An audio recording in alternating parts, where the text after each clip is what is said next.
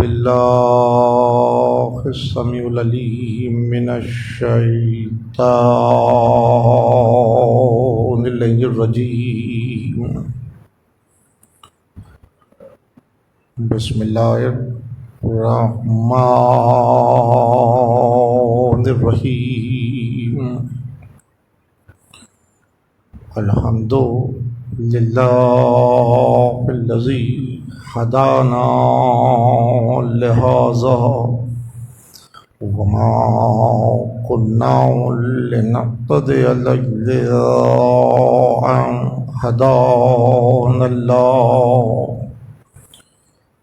لقد جاءت رسل ربنا بالحق والصلاة والسلام على أصل ما في الوجود. سر الله في كل موجود نقطة دائرة الوجود. صاحب لواء الحمد والمقام المحمود أبي القاسم محمد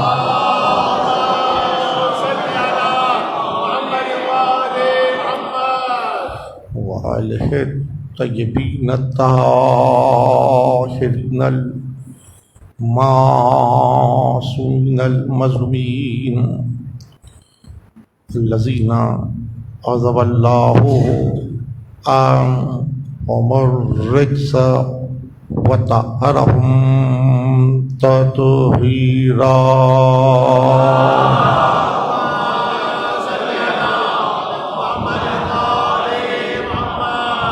ما بعد فقد قال الله سبحانه وتعالى في محكم كتابه الحكيم وهو أصدق الصادقين. شهد الله أنه لا إله إلا هو وملائكته وأولي العلم قائما بالقسط. لا إله إلا هو العزيز الحكيم. صلوات.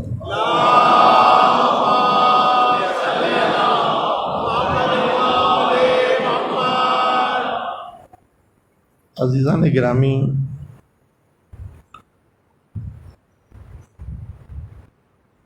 علم و عدل کے ذیل میں یہ 5ویں تقریر ہے جو آپ حضرات سماعت فرما رہے ہیں. ظاہر ہے کہ یہ تسلسل کلام کی اس مقام پر آخری تقریر ہے اور مجھے امید ہے کہ پڑھے لکھے احباب، سمجھدار عزیز، نوجوان بھائی اور طلباء ایسے مقامات کو ضرور محفوظ کر رہے ہوں گے کہ جہاں غور و فکر و تدبر کی منازل کو طے کرتے ہوئے وہ خود ایک دفتر کو رقم کریں گے، خود ایک دفتر کو رقم کریں گے. اور جیسا کہ کہا گیا کہ میرا بیانیہ کوئی حرف آخر نہیں ہے، بلکہ ہر ایک کو صحیح فہم کی ضرورت ہے کہ وہ مکالمے کے اوپر ایک صحیح فہم کے ذریعے سے قدم آگے بڑھائے. اور یہ امکانات باقی رہتے ہیں راہ علم کے اندر کہ انسان ہم سے بہتر کوئی روشن و منور خیال معاشرے کے اندر پیش کر سکے۔ عزیزان گرامی، لطف مجلس یہی ہے، لطف مجلس یہی ہے کہ شرکائے مجالس بھی مجاہدے میں شریک سفر ہوں، شرکائے مجالس بھی مجاہدے میں شریک سفر ہوں، اس لیے کہ مجلسیں نہ فکر کو جامد کرتی ہیں نہ حیات کو جامد کرتی ہیں، مجلسیں فکر کو بھی متحرک کرتی ہیں اور حیات کو بھی متحرک کرتی ہیں۔ اور جو کچھ گزشتہ 4 مجالس میں آپ کی حضوری کے اندر پیش کیا گیا، وہ سے میں تتممے کی منزل تک لے جانا چاہتا ہوں۔ کل گفتگو اس مرحلے پر آ کر ٹھہر گئی تھی کہ آخری مکالمہ جو اس منبر سے کل گزرا وہ یہ تھا کہ انسان کا ہر کھنچتا ہوا سانس اور ہر اٹھتا ہوا قدم ضامن طول حیات بن جاتا ہے۔ انسان کا ہر کھنچتا ہوا سانس اور ہر اٹھتا ہوا قدم اگر طلب علم کے ساتھ ہے تو وہ ضامن طول حیات بن جاتا ہے۔ علم کی طلب میں انسان کی حیات کا طول پنہا ہے، علم کی طلب میں انسان کی حیات کا طول پنہا ہے۔ عزیزان گرامی، انبیاء کا سفر نہیں، سفر علم ہے۔ انبیاء کا سفر علم نہیں، سفر علم ہے، اور جوں علم اپنی منازل ارتقاء کو طے کرتا گیا، انسان بھی اپنے درجات حیات کو بلند کرتا چلا گیا، اپنے درجات حیات کو بلند کرتا چلا گیا۔ یعنی انبیاء میں تفاوت ہے، انبیاء میں تفاوت ہے، درجہ بندی ہے۔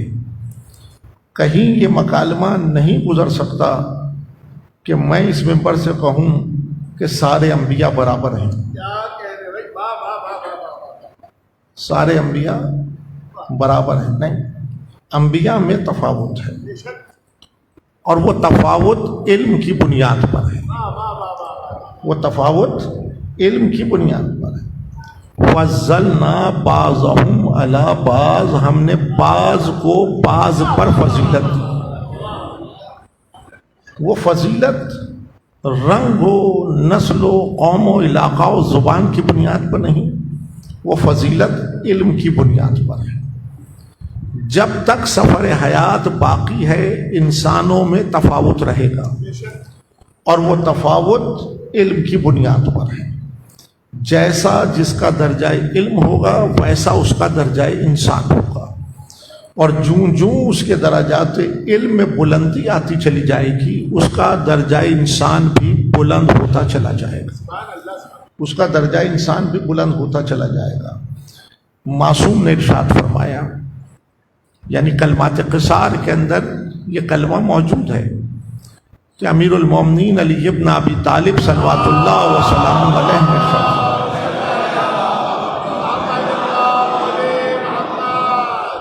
اور اس کو منقول کیا ہے میرے اور آپ کے سید و سردار امام تقی جواز صلوات اللہ وسلام علیہ،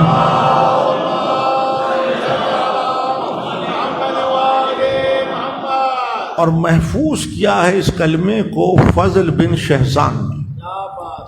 فضل بن شہزان کہا کہ حیات کا سفر اس وقت تک جاری رہے گا جب تک انسانوں میں تفاوت ہے، جب تک انسانوں میں درجہ بندی ہے، اور یہ تفاوت علم کی بنیاد پر ہے، یہ تفاوت علم کی بنیاد پر ہے۔ تو عزیزان گرامی، 11 ہجری کے بعد ملوکیت کا سب سے بڑا کارنامہ یہ ہے کہ اس نے جب در علم سے انحراف کیا تو اس نے علم مساوات کو بلند کیا. اس نے علم مساوات کو بلند کیا، اور جب علم مساوات کو بلند کیا تو اس نے نعرہ لگایا کہ سب انسان برابر ہیں، سب انسان برابر ہیں. اس نعرے میں بڑی کشش تھی، اس نعرے میں بڑی کشش تھی، اور آج بھی ملت اسلامیہ میں یہ نعرہ بڑا قوی ہو گیا ہے کہ سب انسان برابر ہیں. اور اس نے یہ جرت پیدا کر دی کہ یہ جس نبی کا ہم کلمہ پڑھ رہے تھے اس سے برابری کے دعوے دار ہو گئے. ہم جس نبی کا کلمہ پڑھ رہے تھے ہم اس سے برابری کے دعوے دار ہو گئے. اور یہی سبب ہے کہ تمام فقہاء اسلام نے جو مسائل فقہ کو بیان کر رہے تھے، انہوں نے جب اصول کے اوپر کام کیا، تو اصول میں عدل نہیں رکھ سکے، اصول میں عدل نہیں رکھ سکے، اس لیے کہ جسے بادشاہ نے بٹھایا ہو وہ اصول میں عدل کیسے رکھ دیتا؟ جسے بادشاہ نے بٹھایا ہو وہ اصول میں عدل کیسے رکھ دیتا؟ تو ایک در علم سے انحراف کا نتیجہ یہ نکلا کہ عدالت ہاتھ سے نکل گئی. ایک در علم سے انحراف کا نتیجہ یہ نکلا کہ عدالت ہاتھ سے نکل گئی. لیکن جب تک در علم سے دامن بندھا رہے گا حیات میں عدالت رہے گی، حیات میں عدالت رہے گی. آپ منفرد مقام رکھتے ہیں کہ آپ کے یہاں اصول میں عدل موجود ہے، آپ کے یہاں اصول میں عدل موجود ہے. لہذا یہی سبب ہے کہ جہاں عدل ہے وہاں علم ہے، جہاں علم ہے وہاں عدل ہے. اور اسی لیے ہم دعوت عام دیتے ہیں، کہ 1000 دروازوں پر دستک دینے سے بہتر یہ ہے کہ ایک دروازہ منتخب کریں، اور جب آپ اس کو کھٹکھٹائیں اور وہ دروازہ کھلے تو ساقی آگے بڑھ کر بقدر ظرف آپ کے ساغر کو بھر دیں.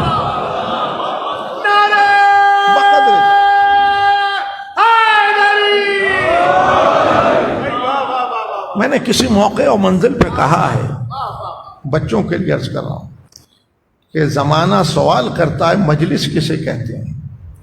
تو زمانے کو، بے خبر زمانے کو باخبر کر دیجیے، بے خبر زمانے کو باخبر کر دیجیے کہ مجلس در علم پہ دستک کا دوسرا نام ہے. مجلس در علم پہ دستک کا دوسرا نام ہے. آپ بھی دستک دے کے دیکھیں، دروازہ یہ سب کے لیے کھلتا ہے، دروازہ یہ سب کے لیے کھلتا ہے. جتنا ظرف میں گنجائش ہوگی اتنا مل جائے گا، جتنا ظرف میں گنجائش ہوگی اتنا مل جائے گا. لیکن ضروری ہے کہ ظرف پاکیزہ ہو،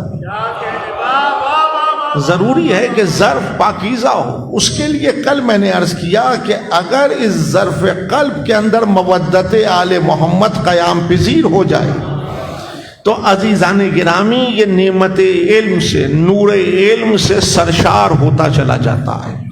یہ نعمت علم سے، نور علم سے سرشار ہوتا چلا جاتا ہے.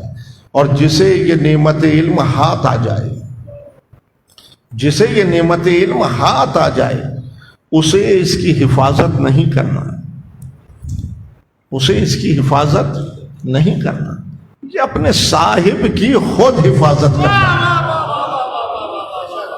یہ اپنے صاحب کی خود حفاظت کرتا ہے. کلمات قصار میں یہ کلمہ موجود ہے امیر المومنین کا کہ جسے نعمت علم ہاتھ آ جائے تو یہ اپنے صاحب کی خود حفاظت کرتا ہے.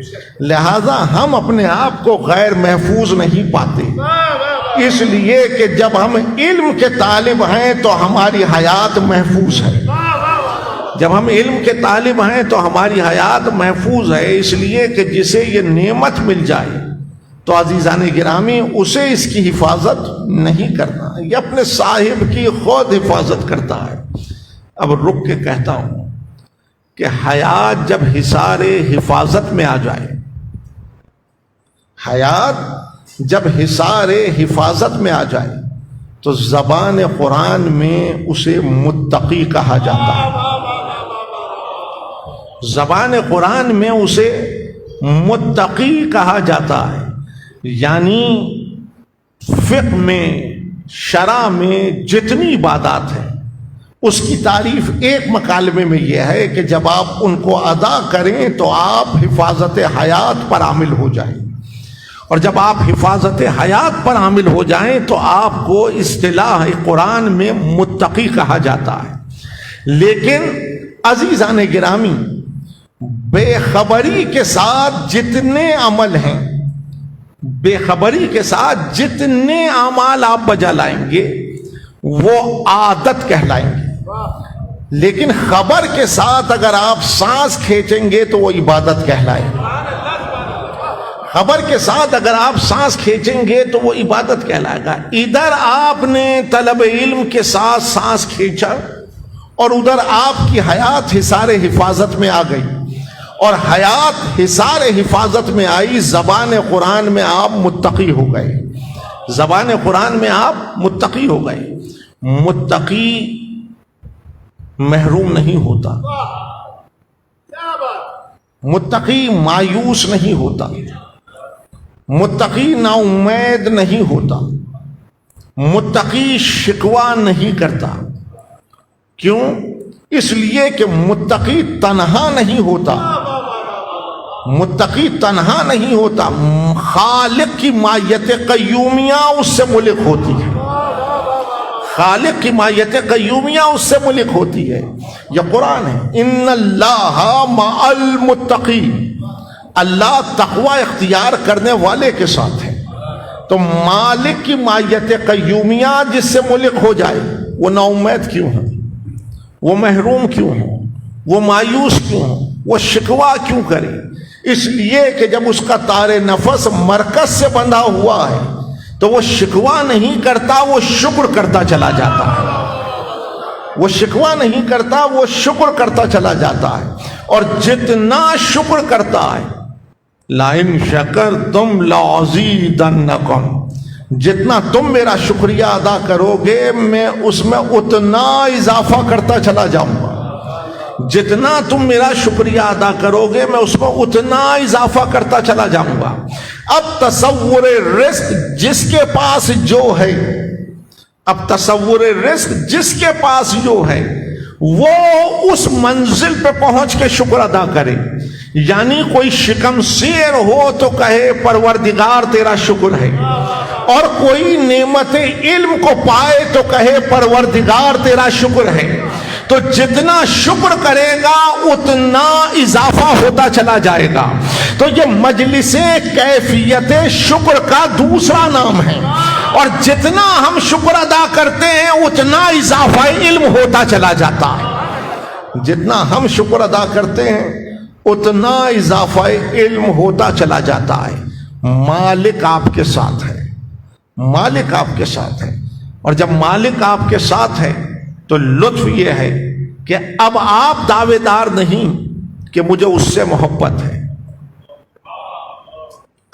اب آپ دعوے دار نہیں کہ مجھے اس سے محبت ہے، وہ دعوے دار ہے مجھے اس سے محبت ہے، وہ دعوے دار ہے مجھے اس سے محبت ہے۔ تو ایک سانس طلب علم کے ساتھ کھنچ تو جائے، حیات حصار حفاظت میں تو آ جائے، آپ اس منزل اعلیٰ پر آئیں گے جہاں وہ آپ سے محبت کا دعوے دار ہے۔ اس لیے کہ یہ قرآن ہے، ان اللہ یحب المتقین، اللہ تقوی اختیار کرنے والے کے ساتھ ہے، اللہ تقوی اختیار کرنے والے سے محبت کرتا ہے۔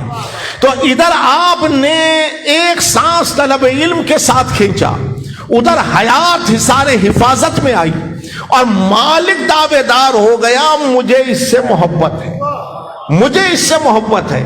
تو آپ علم کے طالب ہو جائیں، آپ کو دعوے کی ضرورت نہیں، خالق دعوے دار ہوگا مجھے اس سے محبت ہے، خالق دعوے دار ہوگا مجھے اس سے محبت ہے، اور پھر لاکھ میں نے پوری زندگی کہا قربتاً اللہ، لیکن کوئی دھڑکتے ہوئے قلب پہ ہاتھ رکھ کے مجھے سمجھائے کہ یہ کلمہ زبان سے کہنے سے کیا قرب الہی مل جاتا ہے؟ اگر اس کی کیفیت یقین کو پانا ہے، اس کی کیفیت یقین کو پانا ہے، تو آپ اپنے درجہ علم کو ٹٹول کر دیکھیں، آپ اپنے درجہ علم کو ٹٹول کر دیکھیں، جیسا آپ کا درجہ علم ہوگا ویسا مقام قرب ہوگا، جیسا آپ کا درجہ علم ہوگا ویسا آپ کا مقام قرب ہوگا۔ جتنے درجات علم میں آپ کے بلندی آتی چلی جائے گی، آپ کا مقام قرب بھی بلند ہوتا چلا جائے گا۔ جتنا آپ کے درجات علم میں بلندی آئے گی اتنا آپ کا مقام قرب بھی بلند ہوتا چلا جائے گا۔ یہ مجلسیں جیسا کہ میں نے کہا درجات علم کو بلند کرتی ہیں، اور جب درجات علم کو بلند کرتی ہیں تو یہ مقام قرب کو بلند کرتی ہیں۔ جب یہ مقام قرب کو بلند کرتی ہیں تو یہ عبد کو تنہا نہیں رہنے دیتی، معبود سے متصل کر دیتی ہے۔ تو عزیزان گرامی، ان مجلسوں کا حاصل یہ ہے، ان مجلسوں کا حاصل یہ ہے کہ یہ اس مجلس میں آنے والے کو توحید پرست بنا دیتی ہے، یعنی یہ مجلسیں عبد کو معبود سے متصل کر دیتی ہیں، یہ مجلسیں عبد کو معبود سے متصل کر دیتی ہے۔ جتنا آپ کا درجہ علم بلند ہوگا اتنا آپ کا مقام قرب بھی بلند ہوتا چلا جائے گا۔ لیکن اب یہاں سے محفوظ رکھنے کی ضرورت ہے کہ علم جب منزل اکملیت پر آیا، علم جب منزل اکملیت پر آیا تو انسان اس بلندی پر آیا، انسان اس بلندی پر آیا کہ جہاں اسے اصطلاح قرآن میں معراج کہا گیا، جہاں اصطلاح قرآن میں اسے معراج کہا گیا۔ آپ بھی طلب علم کے ساتھ سانس کھینچیے، ہر کھنچتا ہوا سانس آپ کو راہ معراج پہ سیر کراتا چلا جائے گا، اس لیے کہ علم جب منزل اکملیت پر آیا تو انسان منزل معراج پر آیا، اور انسان جب منزل معراج پر آیا تو وہ مقام قرب تھا، وہ منزل قرب تھی کہ جہاں قرآن نے آگے بڑھ کے کہا کہ فَكَانَا قَابَ قَوْسَيْنِ أَوْ أَدْنَىٰ، کہ دو کمانوں کا فاصلہ رہ گیا تھا، دو کمانوں کا فاصلہ رہ گیا تھا۔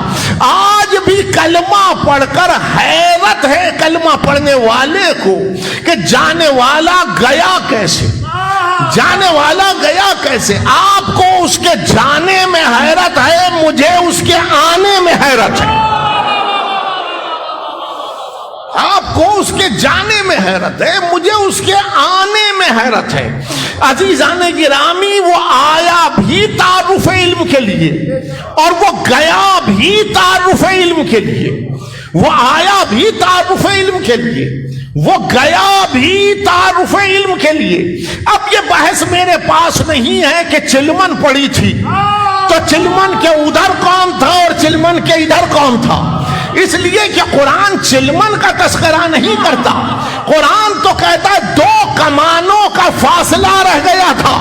تو عزیزان گرامی، طلبہ تشریف فرما ہیں، اگر دو کمانوں کو، کمان کسے کہتے ہیں جس میں تیر رکھ کے چھوڑا جائے، اور کمان ہاف ریڈیس ہوتا ہے، کمان ہاف ریڈیس ہوتا ہے، اگر دو کمانوں کو آپ باہم ملائیں تو دائرہ سرکل بن جاتا ہے، اور دائرے کی تعریف، سرکل کی تعریف ایک مکالمے میں محفوظ رہے کہ دائرہ نقاط کا ایسا یونین سیٹ ہوتا ہے کہ جس میں ہر نقطے کا فاصلہ مرکز سے مساوی ہوتا ہے، جس میں ہر نقطے کا فاصلہ مرکز سے مساوی ہوتا ہے۔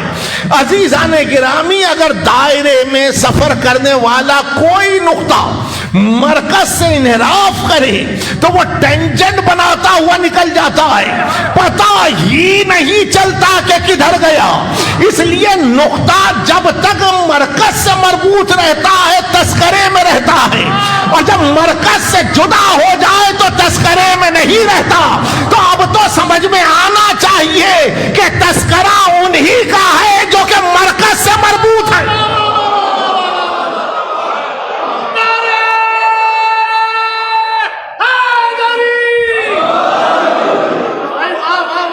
تذکرہ انہی کا ہے کہ جو مرکز سے مربوط ہے. تو نکات کا ایسا یونین سیٹ کہ جس میں ہر نقطے کا فاصلہ مرکز سے مساوی ہو، اسے دائرہ کہتے ہیں. اسے دائرہ کہتے ہیں. دائرے کا کوئی کنارہ یا سرا نہیں ہوتا. دائرے کا کوئی کنارہ یا سرا نہیں ہوتا. میرے عزیز، علم کا کوئی کنارہ یا سرا نہیں ہوتا. علم کا کوئی کنارہ یا سرا نہیں. تو یہاں سے شروع ہوا اور یہاں ختم ہو گئے. علم کو طول و عرض میں ناپا نہیں جا سکتا. علم کو طول و عرض میں ناپا نہیں جا سکتا. دیکھیے، گفتگو آخری ہے اور اپنے محدود وقت میں رہے گی. یہ جو سندیں طلباء کے ہاتھوں میں ہیں، ہمارے ہاتھوں میں ہیں، یہ علم کی سندیں نہیں ہیں. یہ علم کی سند نہیں ہے، یہ معلومات کی سند ہے. یہ معلومات کی سند ہے. علم چیز دیگر است. علم کو طول و عرض میں نہیں ناپا جا سکتا کہ یہاں سے شروع ہوا اور یہاں ختم ہو گیا. بتایا 2 کمانوں کا فاصلہ رہے. علم بمثل دائرہ ہے. علم بمثل دائرہ ہے. جب پیکر بشری میں نعمت علم نفوذ کر جائے، جب پیکر بشری کے اندر نور علم قیام پذیر ہو جائے، تو یہ ادھر ادھر بھٹکتا نہیں پھرتا. یہ مضبوط ارتباط باہمی کے ساتھ ایک دائرے میں سفر کرتا ہے. یہ مضبوط ارتباط باہمی کے ساتھ ایک دائرے میں سفر کرتا ہے. اچھا، لطف یہ ہے کہ مرکز ہوتا دائرے میں ہے لیکن نظر نہیں آتا. مرکز ہوتا دائرے میں ہے لیکن نظر نہیں آتا. عزیزان گرامی، یہی سبب ہے، یہی سبب ہے کہ جو دائرے میں ہو اور نظر نہ آئے اسے مرکز کہتے ہیں. جو دائرے میں ہو اور نظر نہ آئے اسے مرکز کہتے ہیں. اب یہ عرش کی بلندی کہ جہاں بتانا تھا کہ مرکز حیات کیا ہے، اب یہ عرش کی بلندی جہاں بتانا یہ تھا کہ مرکز حیات کیا ہے، اور اب یہ فرش نشینوں سے کلام کہ بتانا یہ تھا کہ یہاں مرکز حیات کیا ہے. اگر اس مرکز سے بندھے رہے تو اس مرکز سے مربوط رہو گے، لیکن اگر اس مرکز سے نہ بن سکے تو اس مرکز سے مربوط نہ ہوگے. مباہلے میں رسول مرکز کو لے کر آئے تھے.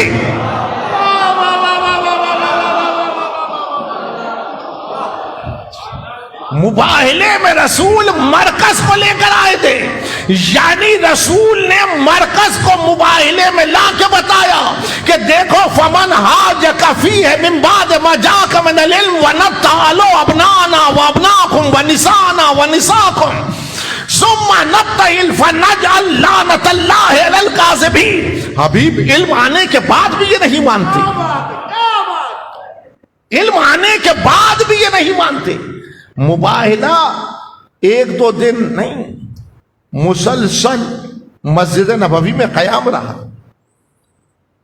مکالمہ ہوا، مکالمہ ہوا، لیکن جب وہ قائل نہ ہوئے تو پھر آیت آئی علم آنے کے بعد بھی نہیں مانتے تو ان سے مباہلہ کرو، ان سے مباہلہ کرو. مباہلے میں رسول جب آئے، دیکھیے میں نگاہ رکھنے کا عادی ہوں، تفسیر میں بہت تیزی کے ساتھ تبدیلیاں وقوع پذیر ہو رہی ہیں، بہت تیزی کے ساتھ تبدیلیاں وقوع پذیر ہو رہی ہیں. حاشیے بدلے جا رہے ہیں، حاشیے بدلے جا رہے ہیں.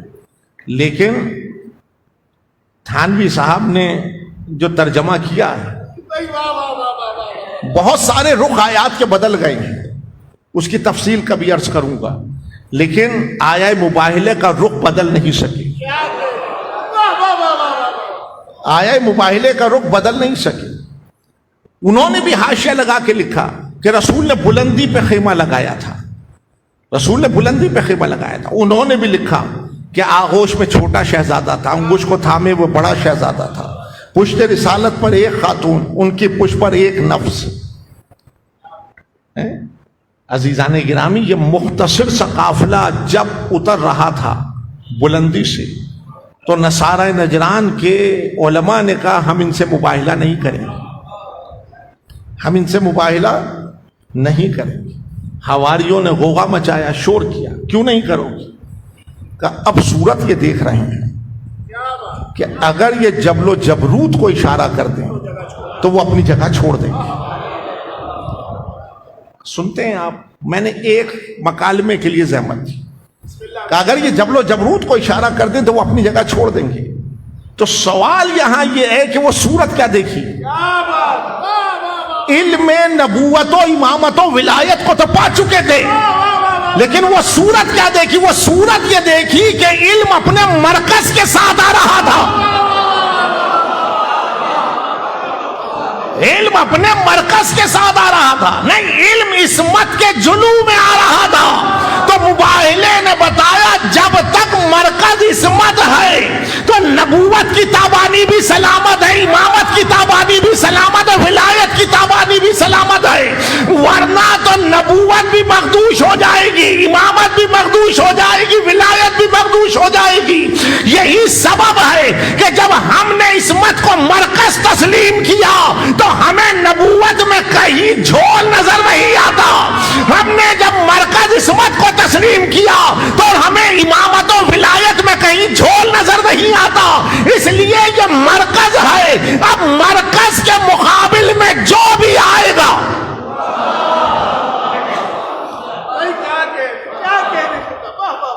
یہ فرش پہ تعارف تھا، وہ عرش پہ تعارف تھا، یہ فرش پہ تعارف تھا، وہ عرش پہ تعارف تھا.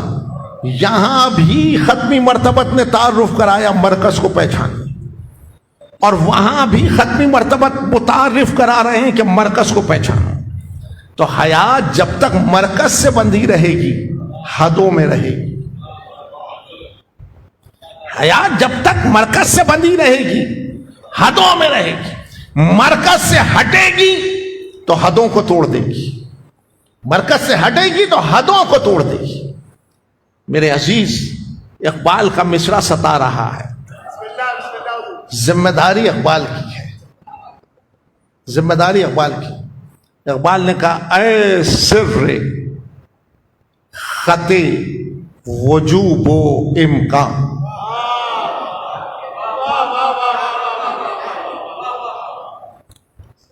اے سر راز کو کہتے ہیں، اے سر خط وجوب و امکان.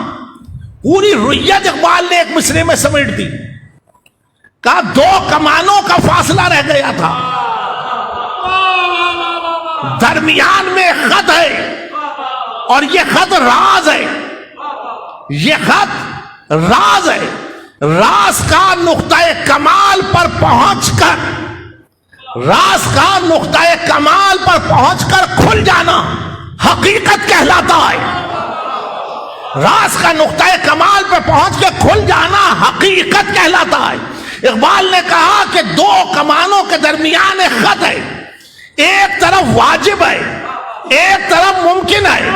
اب اگر حیات حدوں میں رہے گی تو مسلم کہلائے گی، اور اگر حیات حدوں کو توڑ دے گی تو مجرم کہلائے گی. اب اس حد سے شناسائی ضروری ہے.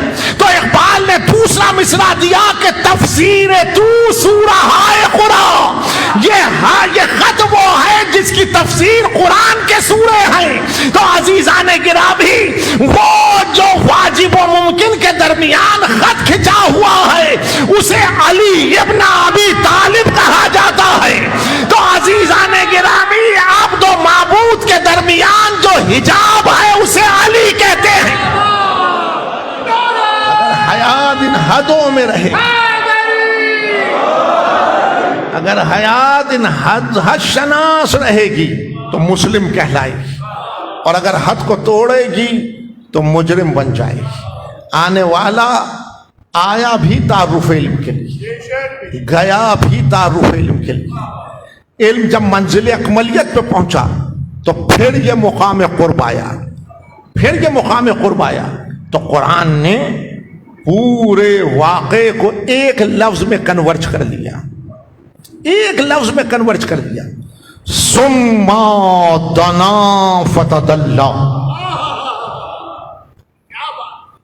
ثم دنا فتدلی۔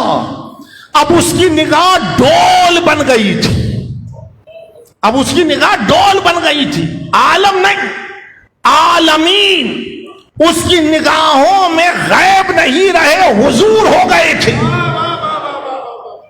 عالمین اب اس کی نگاہ میں غیب نہیں، حضور ہو گئے تھے۔ اب بھی کلمہ پڑھنے کے بعد نبی کے غیب و حضور میں الجھا ہوا ہے۔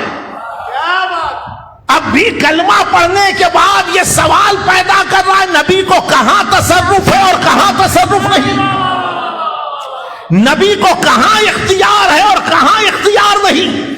ثم دنا فتدلی، اب اس کی نگاہ ڈول بن گئی تھی، اب اس کے لیے عالمین غیب نہیں رہے، حضور ہو گئے تھے۔ تو اب اس بلندی پہ لا کے بتایا کہ وہ رب العالمین ہے، یہ رحمت للعالمین ہے۔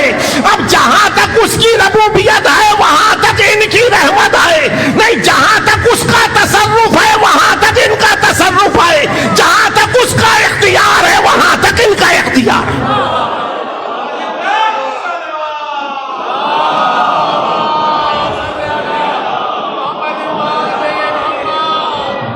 تک اس کا تصرف ہے وہاں تک ان کا تصرف ہے، جہاں تک اس کا اختیار ہے وہاں تک ان کا اختیار ہے۔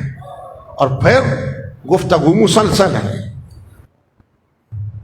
گفتگو مسلسل ہے۔ محمد نے آل کو جدا نہیں کیا، محمد نے آل کو جدا نہیں کیا، اور یہی سبب ہے، یہی سبب ہے کہ کتنے ہی فقیہ اسلام کے دائرے میں کھڑے ہو جائیں لیکن جب درود پڑھیں گے تو محمد کے ساتھ آل ملحق رہے گی۔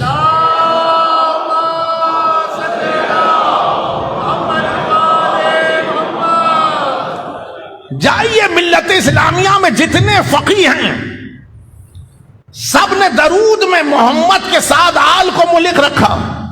اب آپ اس باب میں پوچھتے ہیں انہیں کہاں تصرف ہے، انہیں کہاں اختیار ہے؟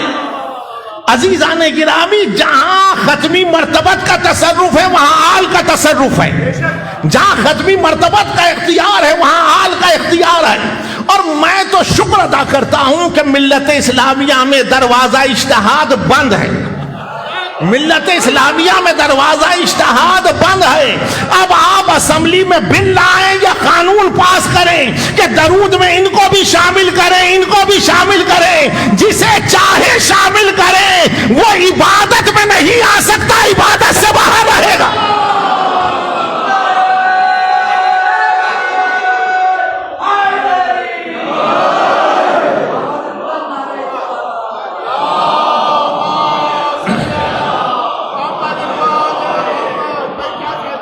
ہم معترض نہیں ہیں، ہم شکر ادا کرتے ہیں۔ حیات جب اس بلندی پہ آ گئی، اس مقام قرب پر آ گئی تو عزیزان گرامی اس میں حسن آ گئے، اس میں حسن آ گئے۔ اب لفظ تو میں نے کہہ دیا لیکن اس کی تشریح کے لیے وقت درکار ہے۔ اب آپ گھبرائیں نہیں، مجبوری ہے میری بھی۔ محمد والے محمد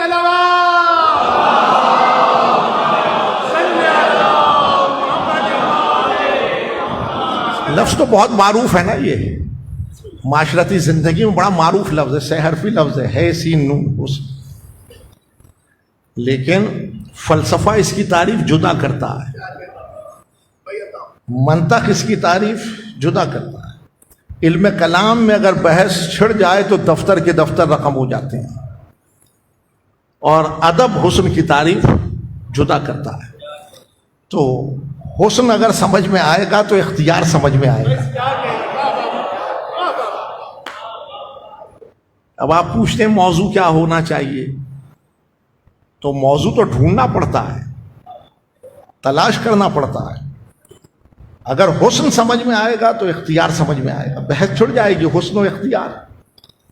لیکن اب یہاں میں مسلسل ہوں، زحمت نہیں دوں گا۔ حسن کی تعریف اگر آپ ایک مکالمے میں محفوظ رکھنا چاہتے ہیں تو وہ یہ ہے کہ یگانگت کی اضافتوں کا دوسرا نام حسن ہے۔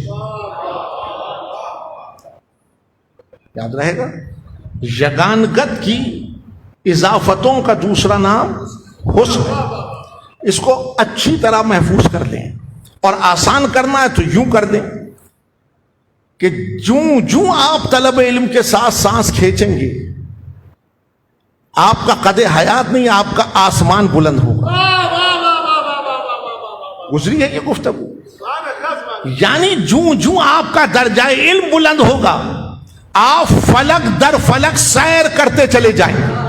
حسن، آپ فلک در فلک سیر کرتے چلے جائیں گے، آئینے بدلتے چلے جائیں گے، لیکن جلوہ ایک ہی نظر آئے گا۔ یعنی حیات کثرت نظارہ میں گم نہیں ہوگی، نقطہ وحدت پر آ کر قیام پذیر ہو جائے گی۔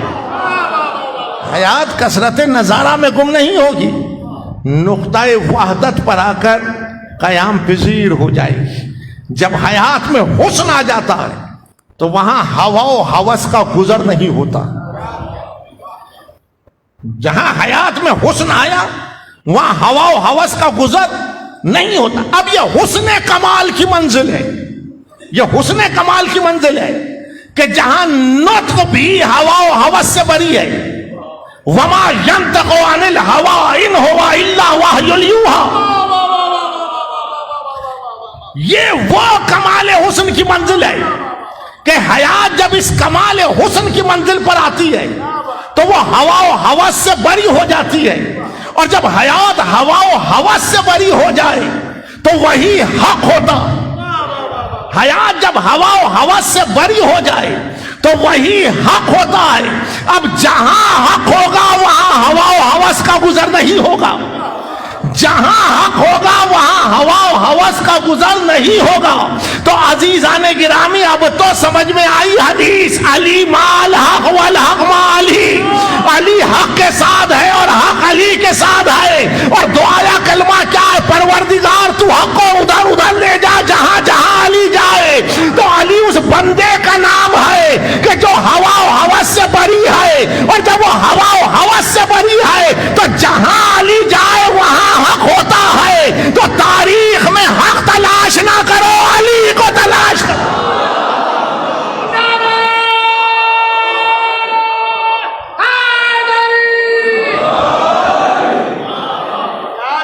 تاریخ میں حق تلاش نہ کرو، علی کو تلاش کرو۔ جہاں حسن آ جائے حیات میں وہ ہوا و ہوس سے بری ہو جاتی ہے، اور جب وہ ہوا و ہوس سے بری ہو جائے تو وہی حق ہوتا ہے، وہی حق ہوتا ہے۔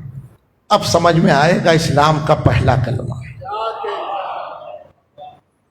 کھینچ تو لو ایک سانس طلب علم کے ساتھ، تاکہ روایتاً موروثیت میں کلمہ نہ پڑھو، معنویت کے ساتھ پڑھو، معنویت کے ساتھ۔ اب سمجھ میں آئے گا اسلام کا پہلا کلمہ لا الہ الا اللہ، اسلام کا پہلا کلمہ لا الہ الا اللہ۔ اگر علم کے طالب ہیں آپ مقام قرب کو طے کریں گے، اور جب مقام قرب کو طے کریں گے آپ کی حیات میں حسن آئے گا، اور جب آپ کی حیات میں حسن آئے گا تو یہ ہوا و ہوس سے بری ہوگی۔ جب یہ ہوا و ہوس سے بری ہوگی اس کا دامن حق سے بنتا چلا جائے گا۔ یعنی پہلا کلمہ لا الہ، یعنی ادھر یہ حیات نعمت علم سے دامن باندھے اور مقام قرب پر آئے اور اس میں حسن آئے تو یہ ہوا و ہوس سے بری ہو جائے، یعنی یہ لا الہ پر عامل ہو جائے، اور جب یہ لا الہ پر عامل ہو جائے تو الا اللہ سے اس کا دامن بن جائے، اور جب الا اللہ سے اس کا دامن بن جائے تو عزیزان گرامی پھر اس کے لیے فنا نہیں بقا ہی بقا ہے۔ پھر اس کے لیے فنا نہیں بقا ہی بقا ہے. اس لیے کہا جہل موت ہے اور علم حیات ہے. اس لیے کہا کہ جہل موت ہے اور علم حیات ہے. ایک سانس طلب علم کے ساتھ کھینچو, ایک سانس طلب علم کے ساتھ کھینچو, تم بھی مقام قرب کو طے کرو گے. تمہاری حیات میں بھی حسن آ جائے گا, تمہاری حیات میں بھی حسن آئے گا. تم بھی ہوا و ہوس سے بری ہوگے, تمہارا دامن بھی حق سے بن جائے گا. تم لا الہ الا اللہ کو موروثیت میں نہیں پڑھو گے, معنویت کے ساتھ پڑھو گے. بلکہ ایک مکالمہ تمہیں یہ بھی کر کے جا رہا ہوں کہ اگر معنویت کے ساتھ ایک سانس کھینچ لے تو باقی رہے گا. معنویت کے ساتھ ایک سانس کھینچ لے تو باقی رہے گا. میں ذمہ داری سے کہہ رہا ہوں, میں نے وہ قدم جو ہر نے ادھر سے ادھر بڑھایا, میں نے ہر کو کلمہ پڑھتے ہوئے نہیں پڑھی. میں نے ہر کو کلمہ پڑھتے ہوئے نہیں دیکھا. اس نے ایک سانس معنویت کے ساتھ کھینچا, وہ ہر نہیں رہا, ہر علیہ السلام ہو گیا. ہر نہیں رہا, ہر علیہ السلام ہو گیا. راستے سب کے ایک ہی ہیں, راستے سب کے ایک ہی ہیں, لیکن منزل تک وہ پہنچے گا جو دیکھ بھال کے چلے گا. منزل تک وہ پہنچے گا جو دیکھ بھال کے چلے گا. میں یہ نہیں کہتا وہ غلط ہے یہ غلط ہے, نہیں, راستہ سب کا ایک ہے, لیکن منزل تک وہ پہنچے گا جو دیکھ بھال کے چلے گا. مجلسیں دیکھ بھال کا راستہ, مجلسیں دیکھ بھال کا راستہ. دیکھو اب اس کو چھیڑنا نہیں چاہتا. مجلسیں دیکھ بھال کا راستہ. ہرملا بھی اسی راستے پہ تھا اور ہر بھی اسی راستے پہ تھا. ہرملا بھی اسی راستے پہ تھا اور ہر بھی اسی راستے پہ تھا, لیکن منزل کسے ملی؟ جس نے دیکھ بھال کے قدم اٹھایا, جس نے دیکھ بھال کے قدم اٹھایا. راہ خطا پہ ہر بھی تھا, راہ خطا پہ ہر بھی تھا اور ہرملا بھی تھا. راہ خطا پہ ہر بھی تھا اور ہرملا بھی تھا. منزل اسے ملی جو چلا دیکھ بھال کی, منزل اسے ملی جو چلا دیکھ بھال کی. عزیزان گرامی, مجلسیں دیکھ بھال کا راستہ, مجلسیں حیات کو مشاہدہ کرا رہی ہیں, مجلسیں راہ علم کو طے کراتی ہیں, مجلسیں حیات کو مرکز سے باندھنا مربوط رکھنا سکھاتی ہیں. مجلس حیات کو مرکز سے باندھے رکھنے کا دوسرا نام ہے. عزیزان گرامی, حسین نے ایسا بلا کا مشاہدہ کرایا, ایسا بلا کا مشاہدہ کرایا کہ کلمہ تو سب پڑھ رہے تھے, لیکن حسین نے بھرا گھر لٹا کر قیامت تک کلمہ پڑھنے والے کی موت کو زندگی بنا دی. کلمہ پڑھنے والے کی موت کو زندگی بنا دی. لاکھوں کلمہ پڑھ رہے تھے, لاکھوں کلمہ پڑھ رہے تھے, تو کلمہ پڑھ کر کیا وہ زندہ رہے؟ مر گئے. لیکن حسین نے بھرا گھر لٹا کے مشاہدہ کرایا کہ کلمہ پڑھ کے زندہ کون رہے گا, کلمہ پڑھ کر زندہ کون رہے گا. 72 لاشیں حسین نے اٹھائے,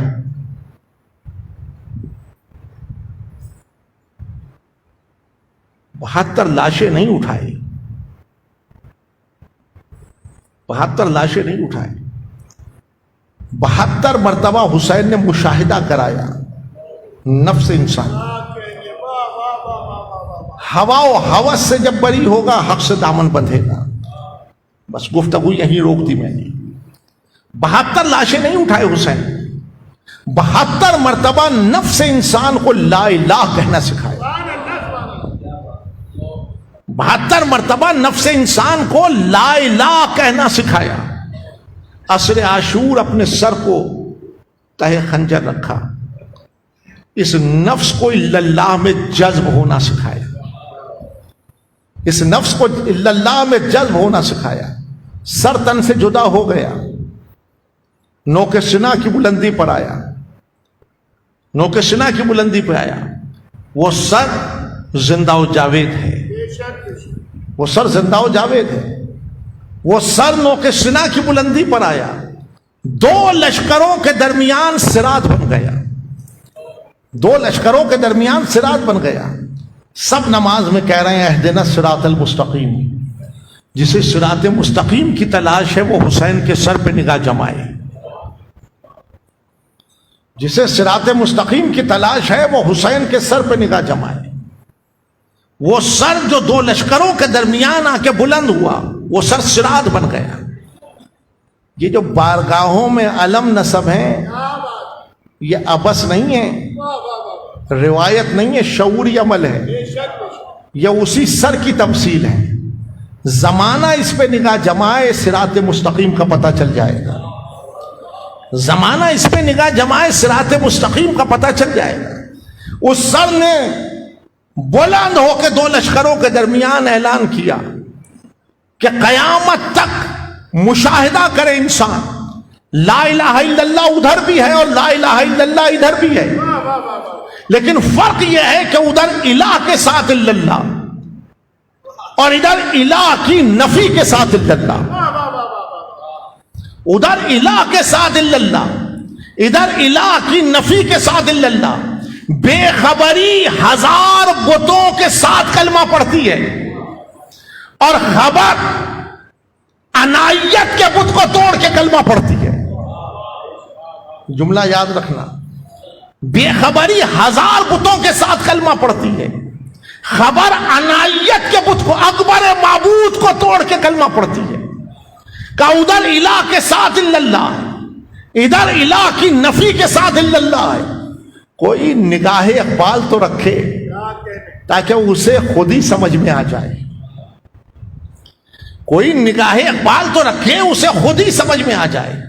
اقبال کا پورا فلسفہ خودی اسی مقام پر قیام کیے ہوئے ہے، اسی مقام پر قیام کیے ہوئے. اقبال نے پوری توجہ رہے میری طرف، اقبال کا پورا فلسفہ خودی اسی مقام پر قیام کیے ہوئے ہے. سر حسین نے مشاہدہ کرایا ادھر الہ کے ساتھ الا اللہ ہے، ادھر الہ کی نفی کے ساتھ الا اللہ ہے. جہاں الہ کے ساتھ الا اللہ ہے وہاں خود ہی مردہ ہے، اور جہاں الہ کی نفی کے ساتھ الا اللہ ہے وہاں خود ہی زندہ ہے، اور جہاں الہ کے ساتھ الا اللہ ہے وہاں خود ہی مردہ ہے. تو عزیزان گرامی کلمہ تو دونوں طرف ایک تھا، لیکن ایک طرف خود ہی مردہ تھی اور ایک طرف خود ہی زندہ تھی. منظر دو ہیں اور جب کربلا کا ورق الٹو گے یہ منظر نکھر کر سامنے آئے گا کہ کلمہ دونوں طرف پڑھا جا رہا ہے، لیکن ایک طرف الہ کے ساتھ، ایک طرف الہ کی نفی کے ساتھ. جہاں الہ کے ساتھ ہے وہاں خود ہی مردہ ہے، اور جہاں الہ کی نفی کے ساتھ ہے وہاں خود ہی زندہ ہے. اب اسے نگاہ کو ادھر لے جاؤں تو ایک مردہ خدا، مردہ خود ہی، محو تماشا. ایک مردہ خدا، مردہ خودی، محو تماشا. اور نگاہ ادھر لے آؤں تو ایک زندہ خدا، زندہ خودی نو کے سنا پر. اب سمجھ میں آیا یا حسین کیوں کہتا ہوں، اب سمجھ میں آیا یا حسین کیوں کہتا ہوں، تاکہ عنایت کا بت ٹوٹ جائے. اب سمجھ میں آیا یا حسین کیوں کہتا ہوں خود ہی زندہ رہے. اب سمجھ میں آیا کہ یا حسین کیوں کہتا ہوں مرکز سے رشتہ بندھا رہے. جس کا مرکز سے رشتہ بندھا ہو اسے مسلم کہتے ہیں، اور جو مرکز سے ہٹ جائے اسے مجرم کہتے ہیں، اسے مجرم کہتے ہیں. کربلا کھلا فیصلہ ہے، کربلا کھلا فیصلہ ہے. نہیں، کربلا میزان ہے، کربلا میزان ہے. جسے میزان کی تعریف سمجھنا ہے وہ کربلا کو پیش نگاہ رکھے، وہ کربلا کو پیش نگاہ رکھے. جو اس میزان پہ تل گیا وہاں بھی تل جائے گا، لیکن جو اس میزان پہ نہیں تل سکا وہاں بھی نہیں تل سکتا، وہاں بھی نہیں تل سکتا. یہی سمجھانے کو تو علی کی بیٹی دربار میں کھڑی تھی. یہی سمجھانے کو تو علی کی بیٹی دربار میں کھڑی تھی. دنیا سو رہی تھی، دنیا سو رہی تھی. علی کی بیٹی نے سوال قائم کر کے سوئی ہوئی دنیا کو جگایا. گھبرا کر تخت پہ بیٹھے ہوئے حاکم نے کہا کہ یہ نحیف الاغر زنجیروں میں جکڑا ہوا کون ہے؟ کون ہے؟ سید سجاد نے ایک قدم آگے بڑھایا. شور زنجیر سے دربار لرز گیا، شور زنجیر سے دربار لرز گیا.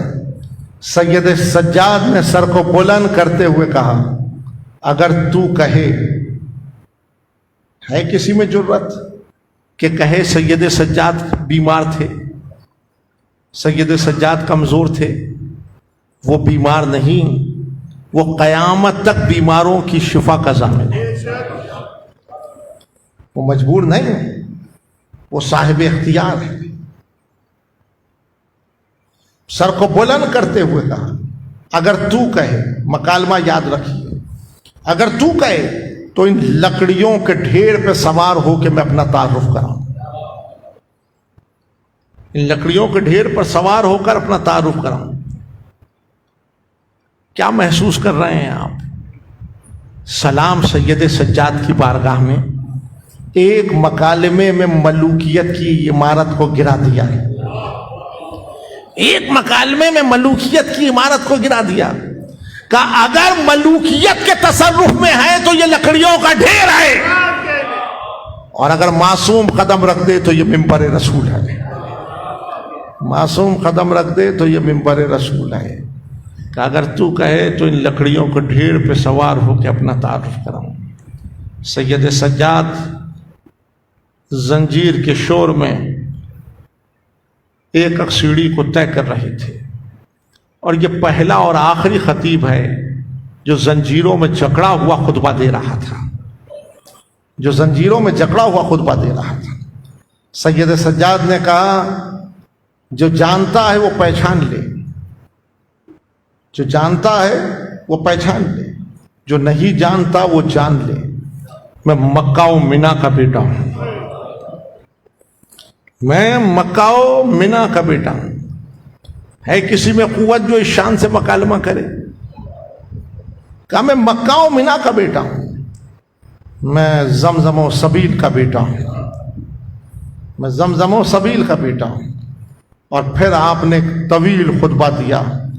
کہا سن، آیا مودت ہماری شان میں آئی ہے، آیا تطہیر ہماری شان میں، حلتا ہماری شان میں نازل ہوا ہے، سورہ کوثر ہماری شان میں نازل ہوئی، لیلۃ القدر ہم ہیں، لیلۃ القدر ہم ہیں.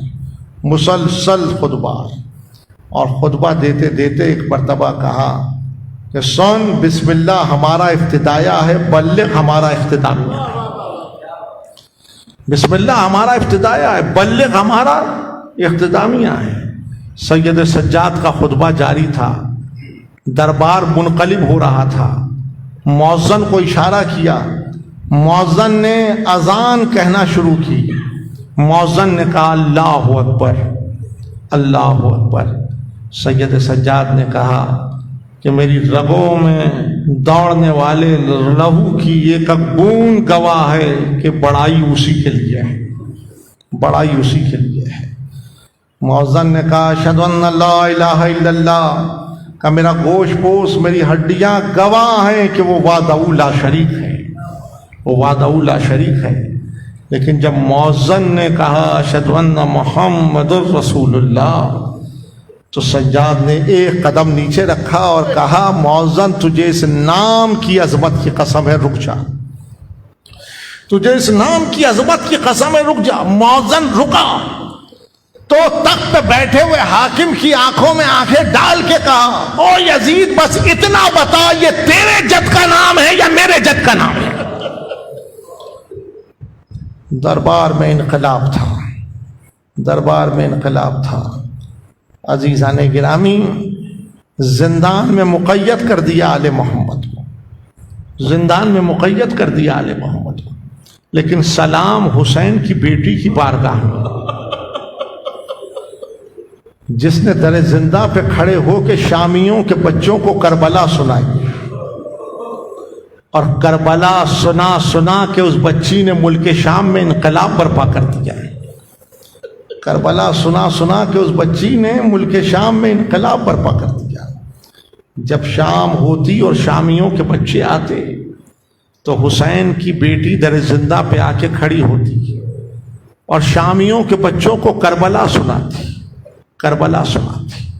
اور جب رات کے سائے پڑھنے لگتے تو کہتی بچوں جاؤ جا کے چین کی نیند اپنی ماں کی آغوش میں سو جاؤ، میں یتیمہ حسین ہوں، میرے مقدر میں یہ اندھیرا زندان ہے، میں یتیمہ حسین ہوں، میرے مقدر میں یہ اندھیرا زندان ہے۔ عزیزوں، مجھے نہیں معلوم کہ یہ شام غریبہ کی جاگی ہوئی بچی کب سوئی، مجھے نہیں معلوم، لیکن روایت کا مکالمہ ہے کہ زندان میں ایک رات ایسی آئی کہ بچی خواب سے چونکی۔ زندان میں ایک رات ایسی آئی کہ بچی خواب سے چونکی اور پھوپھی کے دامن کو تھام کے کہا پھوپھی اماں ابھی بابا آئے تھے، پھوپھی اماں ابھی بابا آئے تھے، کہہ رہے تھے آ میری راحت جہاں، آ میرے آنکھوں کی ٹھنڈک آ، میں تجھ کو لینے کے لیے آیا ہوں۔ پھوپھی نے سینے سے لگا کے کہا بیٹا عصر عاشور تو نہیں جہاں بھائی تمہیں سینے پہ سلا کے گئے تھے، بیٹا یہ شام کا زندان ہے، یہ شام کا زندان ہے۔ کہا نہیں پھوپھی اماں ابھی بابا آئے تھے، نہیں پھوپھی اماں ابھی بابا آئے تھے، پھوپھی اماں بابا کی بو پاؤں گی تو قرار آ جائے گا، بابا کی بو پاؤں گی تو قرار آ جائے گا۔ زندان میں واہ حسینہ کا غل پڑا تھا، زندان میں واہ حسینہ کا غل پڑا تھا۔ یزید اپنی خوابگاہ میں سو رہا تھا، خواب سے چونکا، زندان بان کو بلایا، کہ زندان بان یہ کیسا شور ہے؟ زندان بان نے کہا وہ بچی جو حسین کی لاڈلی بچی ہے، اس نے خواب میں اپنے باپ کو دیکھا، کہا کیا چاہتی ہے؟ کہ باپ سے ملنا چاہتی ہے۔ تو شقی کہتا ہے لے جا سر حسین شام کے زندان میں، لے جا سر حسین شام کے زندان میں۔ عزیزوں زندان بان سر حسین لے کے در زندہ پہ آیا اور بچی پھوپھی کی آغوش سے کھڑی ہوئی اور جلے ہوئے کرتے کا دامن پھیلا دیا اور دامن پھیلا کے کہا بابا میری آغوش میں آ جائیے، بابا مجھے نیند آ رہی ہے، بابا مجھے نیند آ رہی ہے۔ سر حسین آغوش سکینہ میں آیا اور بچی نے باپ کے رخسار پر رخسار کو رکھ دیا۔ مدت کے بعد باپ سے ملی تھی، کہنے لگی بابا بعد آپ کے میرے کانوں کی لبیں چر گئی، بابا بعد آپ کے میرے رخسار نیلگو ہو گئے، بابا بعد آپ کے میرے دامن جل گیا، بابا میرا سینہ فدا، بابا میرا سینہ زخمی ہے، بابا میں شمر کی گھڑکیاں سنتے ہوئے دربار تک آئی اور بابا دربار میں ستم تھا کہ مجھے کنیزی میں مانگا گیا، بابا دربار بھرے دربار میں مجھے کنیزی میں مانگا گیا۔ ہاں بیٹی باپ سے مخاطب تھی لیکن کچھ دیر گزری اور جب آواز نہ آئی تو سید سجاد نے زنجیروں کے لنگر کو سنبھالا اور قریب آ کے شانہ ہلایا، من کا ڈھل چکا تھا۔ زین و لبا یہ کہتے ہوئے کھڑے ہوئے اِنَّ لِلَّهِ وَإِنَّا إِلَيْهِ رَاجِعُونَ، اِنَّ لِلَّهِ وَإِنَّا إِلَيْهِ رَاجِعُونَ۔ زندان میں ننھی سی لہد کھو دی، لہو بھرے کرتے میں بہن کو سلا دیا، رات گزری صبح تالے ہوئی، دن گزرا شام آئی،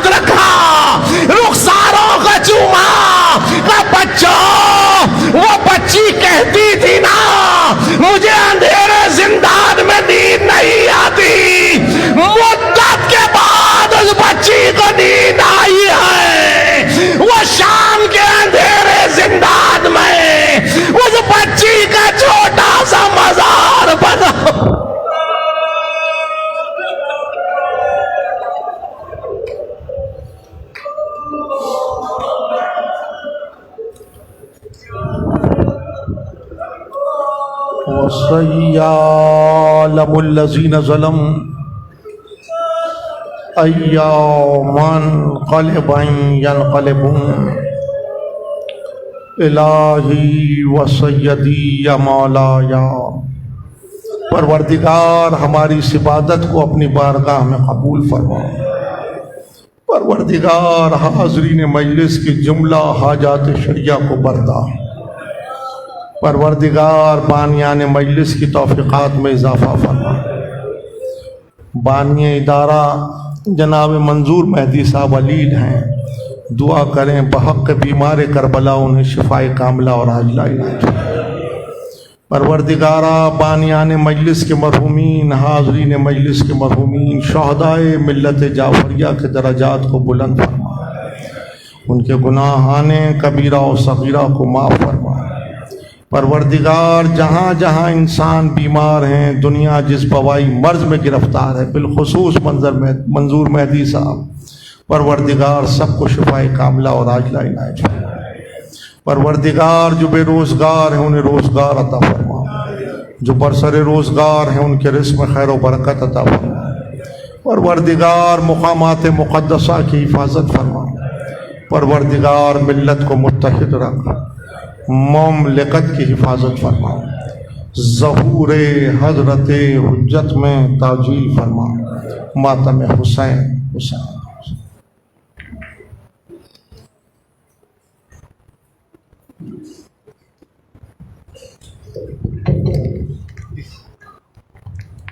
مومنین